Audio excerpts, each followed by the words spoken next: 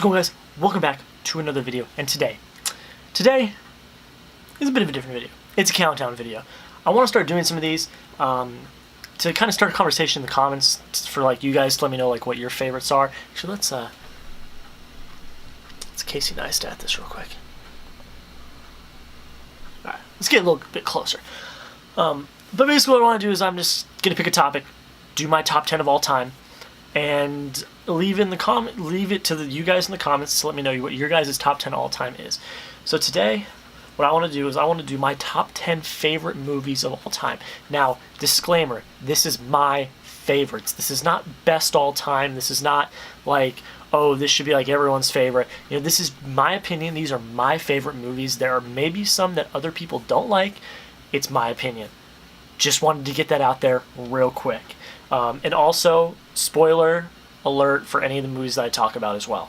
One of them just came out and was pretty big, and there's some spoilers, so I'm going to obviously talk about that. So if you don't want to listen, if you don't want to like hear any spoilers for any movie at all, don't watch this video, leave. Thank you for watching though, leave a like on the video. But of course, we're going to get into it. I'm going to start at number 10, go all the way to number 1, and yeah, we're going to get right into it. And coming in at number 10, we have Anchorman, The Legend of Ron Burgundy. Now, I just think that this movie is a funny movie because, like, I'm studying journalism. I want to be a journalist someday, and it's like just so funny because it's a comedy about the newsroom back in, I believe it's the 70s. I'm not positive. You can quote me if I'm wrong. I think it's the 70s, 60s, 70s, and you have Ron Burgundy, who is like the top anchor in San Diego. He's cocky, he drinks, he's got his other 3 guys in the news team, Brick, Champ, I think Rich Fantana, something Fantana, but they're all hilarious. You got Paul Rudd, Steve Carell, Will Ferrell, I forget who the other guy's name is. But it's just such a funny movie. I actually went back and watched it this last week when I was sick with strep throat, and it was the funniest movie. So I highly recommend you go see Anchorman if you have not. And obviously, basically what happens is he gets fired. Christina Applegate? No, it's something Applegate. What's her name? I don't know her name. I forget her name as well. But she takes over, and she's like the first woman anchor, and that's like a big deal back in the day. And then Ron comes back, and he's triumphant and gets his job back. The funniest scene, of course, is the fight scene between all of the different news stations. That's like the funniest scene in the video. And then like after that, you have Ron Burgundy's signature, well, that escalated quickly line. But yeah, of course, all I gotta say is if you have not seen Anchorman, you need to go watch Anchorman. So go watch Anchorman. And coming in at number 9 is Moneyball. Yes, Moneyball, a baseball movie starring Brad Pitt and Jonah Hill. It's got to be one of my favorite baseball movies, and I'm a baseball fan, and it's one of my favorites. So it's about the early 2000s Oakland A's and about the GM, Billy Burns, bringing together a roster based off of analytics and statistics and on-base percentage. And what ended up happening was they were bringing in kind of these diamond-in-the-rough kind of players that weren't that good. They lost their 3 really good powerhouse players. They had all left and signed big deal contracts. And the Oakland A's, they were a smaller market team, so they don't have the money to pay those contracts. So basically, they had to scrounge and try to get the best players they could with the least amount of money. And that turned into, I believe it's the longest win streak in major leagues. I think it's major leagues. It may be the American League, but I'm almost positive it's the major leagues. I could be wrong. But with these like players that everyone said were awful, they're the worst. It's just such a great story. I love it. I think it's so awesome. If you have not watched it, you need to go watch it. Brad Pitt has an outstanding performance as the GM of the Oakland Athletics. And another thing, the Cleveland Indians, I believe, tied the record of win streak this past season. Either tied or broken. I'm pretty sure they tied it. You guys have to go fact check that.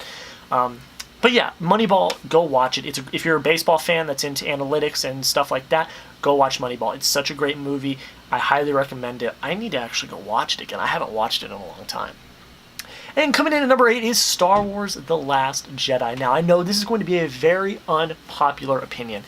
Very unpopular opinion because a lot of people did not like Star Wars The Last Jedi. Personally, though, I loved Star Wars The Last Jedi. I went and saw it in theaters the first time. I was blown away. Now, of course, it's not a perfect movie. I feel like the whole Finn and Rose sequence didn't need to be in the movie. You could have shaved off a half an hour taking that arc out because it really did nothing for me at all. But the rest with Poe Dameron and Princess Leia on the ship, I thought that was great. I think Rey and Luke Skywalker, that whole arc was great. And the one scene I really have to talk about is when they're in the throne room after Snork was killed, the main bad guy, and Rey and Kylo Ren go back to back, and they both have their lightsabers, and they're about to go up against the Red Knights, I believe is what they call them. It's like in slow-mo, the most epic film work ever. Like, that is just insane. I'm sure most of you have seen this movie already, and I'm really looking forward to seeing episode 9 to finish out this trilogy. But I just thought it was such a good movie. It tied a lot of loose ends. We found out what happened to Luke Skywalker since Return of the Jedi, because he's nowhere to be found. I love when he fought like the whole First Order kind of army. He walked out, they all shot at him, and they just wipes it off like it's no big deal. And then fights Kylo Ren, but he's really not fighting him because he's a Force ghost, but he's all the way across the galaxy, and then he dies. Spoiler alert, if you're still here, I told you spoilers, and Luke dies, and he's going to be a Force ghost in the next movie because he teed it up by saying, "See you around, kid." Like, so many teeing up for the next movie. So Luke is obviously going to be back. He's probably just going to be a Force ghost like Yoda, and he's probably going to be helping Rey become a better Jedi. That's my guess. I have no idea. But if you haven't seen Star Wars The Last Jedi, which has been out for about, I wouldn't say a year, but it's been out for, I'd say, coming up on a year and a few months. No, it came out around Christmas last year. So it's been out about half a year. But if you have not watched it, go watch it. It's a really great movie. I mean, if you heard a lot of bad things and you didn't want to watch it, just go give it a try. It's out on DVD now. You could probably Redbox it, something like that. Just give it a try. I think you will be pleasantly surprised. And coming in at number 7 is Elf. My favorite Christmas movie. My favorite Christmas movie is Elf. Another Will Ferrell comedy. He was in Anchorman. He's in Elf. I am a sucker for Will Ferrell films. He is so funny. I think he's one of the funniest comedians besides like Kevin Hart. I think he's like one of the funniest comedians of our time. And of course, Elf, you know what it is. He foster home, orphanage as a kid, crawled into Santa's bag, grew up as an elf. He's huge compared to all the other elves. He goes to New York to find his dad, moves in with the family. You know, you've seen it. It's classic. I love Will Ferrell's performance was outstanding. The whole fish out of water type stuff was hilarious because, you know, he doesn't know what the real world really is because he's been living on the North Pole his whole life. So I think that was really a great performance by Will Ferrell. I think the whole cast did a great job, and it's just a great Christmas movie. It puts a smile on my face every time I watch it. If you have not watched it, it's an instant classic, and you definitely should watch it. I mean, it just puts a smile on my face every time I watch it. I always look forward to Christmas time, putting on Elf, and just having a blast. So if you have not gone and watched it, go give it a try. And coming in at number 6 is Fever Pitch. Now, I am a sucker for a good baseball movie. You guys already know we had Moneyball earlier in the episode, earlier in the countdown. And Fever Pitch, of course, is about the Boston Red Sox, my favorite team. I'm wearing that right now. But, you know, you got Jimmy Fallon, Drew Barrymore, back in 2003, 2004, during the Red Sox. Jimmy Fallon plays this huge Red Sox fan, grown up all his life. He is a Red Sox fanatic. And you have Drew Barrymore, who is a businesswoman, making moves, making money, making deals. And they collide with each other. Not like physically collide, but like they meet each other. They go out on some dates. It's a good time. And it's tested when Jimmy Fallon's character's love for the Red Sox gets in the way of the relationship. So there's this whole rom-com baseball sports story behind it, and it's just a great movie. I mean, it goes along with the 2004 season and the Red Sox winning the World Series, breaking the curse. Just a fantastic movie. If you've not gone to watch it, I don't know if it's that popular of a movie as some other movies are. If you haven't gone and watched it, I highly recommend it, especially if you're a baseball fan or you're a romantic comedy fan. Either or, it brings kind of sports and romantic comedy together. It's great. I really loved it. I highly recommend it. Go watch it. It's a great time. And coming in at number 5 is Captain America: Civil War. Now, I'm not gonna lie. I'm a bit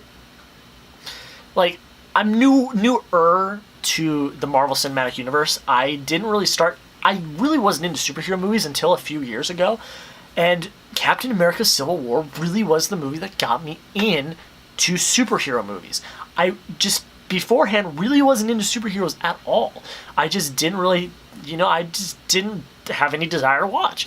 But I went and watched Captain America: Civil War for the first time and was blown away and instantly became a huge fan of the Marvel Cinematic Universe.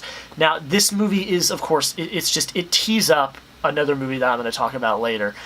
But you have Tony Stark, Steve Rogers fighting against each other because of the accords that were brought upon them after the government basically was like, you guys have gone rogue this whole time, there's been a bunch of catastrophe, and you can just go wherever you want, do whatever you want without any control, and that needs to change. Tony Stark, Iron Man, agrees. Steve Rogers, Captain America, does not. It leads to a bunch of fighting. You have the main villain who never really touches any of the superheroes, but plays in their heads psychologically, which I think is perfect. I think that was great as a villain. It's a different twist from the villains actually trying to destroy something. He was trying to get inside them and break them apart, which was brilliant. It was brilliantly done. I think the performances of all the characters were absolutely fantastic. Of course, the airport scene, I mean, what can you say about the airport scene with all of these heroes fighting each other? You have the introduction of Black Panther and Spider-Man, who both had solo films afterwards and were both massive hits. Neither one of those are on the list, though. I'm just going to say that right now. Both very awesome movies. I loved them both, but they're both not on my list. But we have the introduction of both those players. I love Tom Holland. He is fantastic as Spider-Man. And Chad Boswick is a great Black Panther, of course. But it all tees up to a movie that we will be talking about later in the countdown. And coming in at number 4 is 13 Hours, The Secret Soldiers of Benghazi. So I am a big war film buff. I love to watch war movies.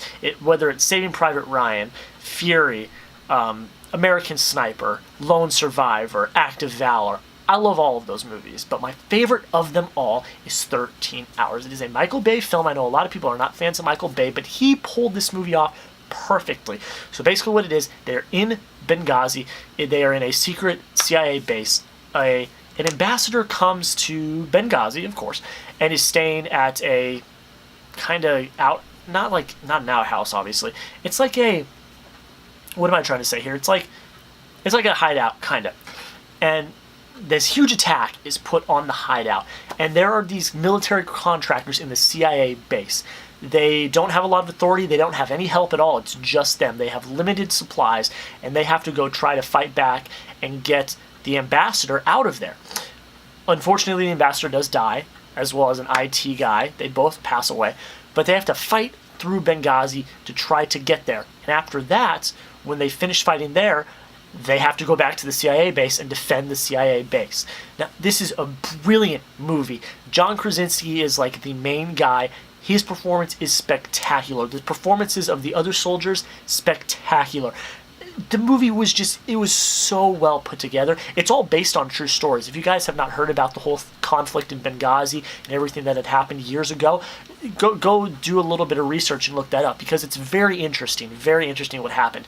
But this movie was just phenomenal, in my opinion. It really put into play what actually happened. And I just think it was a brilliant movie. If you have not gone and seen it, if you were kind of not really sure on the fence, Go watch it 100%. It is one of my favorite movies of all time. It's number 4. It's in the top 5. But I highly recommend it. Go give it a try. It's a great movie. And coming in at number 3 is Harry Potter and the Deathly Hallows Part 2. Now, as you saw earlier today, I did Lego Harry Potter. We started off this new series. I am a huge Harry Potter fan. I have been a Harry Potter fan for my entire life. My mom read the books. I grew up with the books and the movies. I love Harry Potter. And of course, the final movie in the saga has to be my favorite. You got Harry going around trying to find Horcruxes. You got Voldemort getting very nervous because Harry's starting to hunt him down. And then you've got the final battle at Hogwarts. Voldemort v. Harry, Death Eaters v. students and faculty of Hogwarts and the Order of the Phoenix. It's just, everything leads to this. This is it. This is the final movie. And it met my expectations plus some. These are characters I've grown up with all my life. It's just the story. This is the story that I had grown up with all my life. This was the Star Wars of our generation. Harry Potter was. And for me to grow up from all the other movies, I remember camping out at Barnes & Noble with my mom to get the 7th book when the 7th book came out. The movies didn't come out for a few years later. We camped out for the 7th book. And then my mom read the whole 7th book because, again, I was a bit younger. I couldn't read that well yet. And then she basically told me what happened. I was like, that's wild. So excited for the 7th movies. Now, 7 Part 1, really, I was really nervous. I was very nervous when 7 Part 1 came out because I really didn't like it. But what it was doing was setting everything up for the best Harry Potter movie ever made, Part 2. And I must also say, I tweeted out a few days ago because I actually watched this in the car ride to the lake that we were going to on my phone. It has one of the best scores, music, of any movie I've ever seen. It is fantastically done. The music is outstanding. The performances are great. The visuals are great. It's such a good movie. If you have not watched it, I don't know why you haven't watched it. You need to go watch it right now. Favorite scene has got to be Harry and Voldemort at the very end with the wand fight in the middle of the courtyard with the two blasts coming at each other, and Harry disarms Voldemort and the Elder Wand, and he just disappears. And that's it. That's it. That one got me hyped, man. I love that movie so much. But we still have 2 more. Still have 2 more.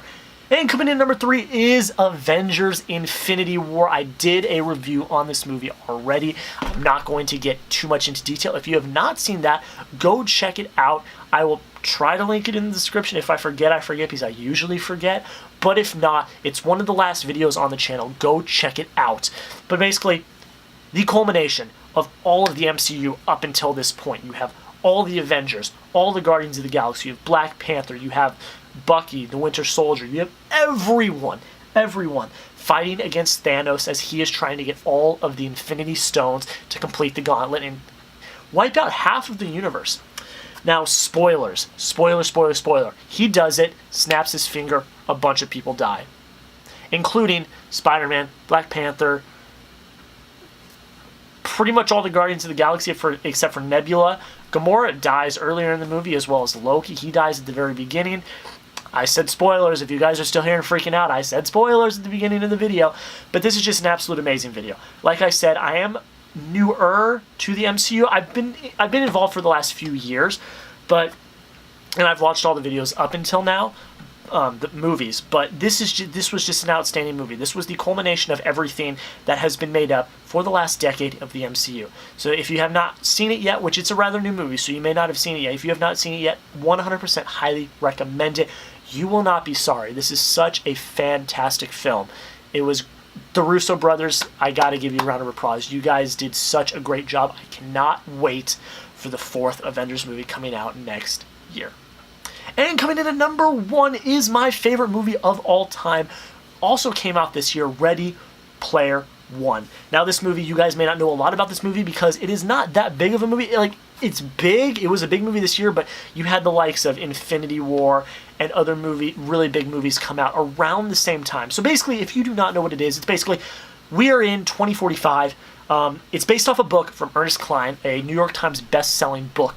And basically what it is you have this kid named Wade Watts, and he is living in 2045, and it's now a time where, the world's in shambles a lot. There's famine, not a lot of resources, and everyone goes to this thing called the Oasis. And the Oasis is a virtual reality, VR world, and you can do everything there except for like sleep and eat, pretty much, and go to the bathroom. You can do everything else there. You can live in the Oasis. And basically what it is the founder and creator of the Oasis passes away, and he sets basically a treasure hunt for an Easter egg.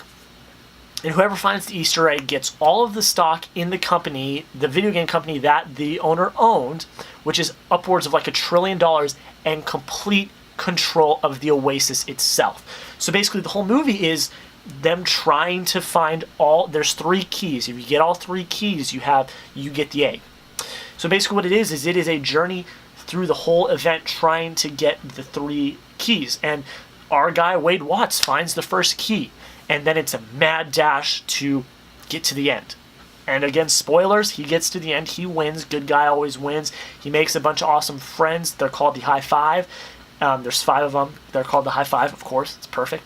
And they win. Even with the IOI, the big corporate monster coming in, they defeat all odds and end up winning. This is just a fantastic movie. It's based off a book which I have read 4 or 5 times. It is one of my favorite books that I have ever read, and I was so excited for the movie, and it completely blew me away.